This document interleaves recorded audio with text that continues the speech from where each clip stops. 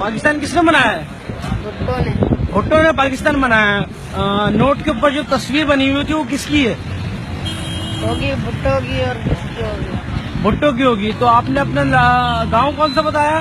लाड़काना। लाड़काना। तो सिंध में आता है लाड़काना। अच्छा जी। तो और तो आपको ये नहीं पता कि नोट पर जिसकी तस्वीर बनी हुई थी वो कौन है? वो पता नहीं है यार। पता नहीं है यार। अच्छा चलो सही है, कोई बात नहीं। अच्छा, क्या भुट्टो को जानते हो आप? हाँ वो भुट्टो ने क्या किया था? बहुत किया है। क्या किया था? बहुत क्या किया है भुट्टो ने?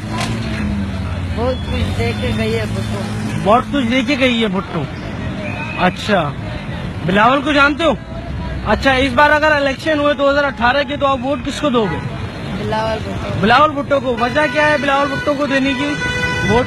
क्योंकि उसकी अम्मी खुदा चली गई ना ऊपर। उसकी अम्मी चली गई, खुदा के प्यारी हो गई, इसलिए आप बिलावल भुट्टो को वोट दो। अच्छा जी, चले थैंक यू। नाम बताइएगा अपना। शायद। शाहिद।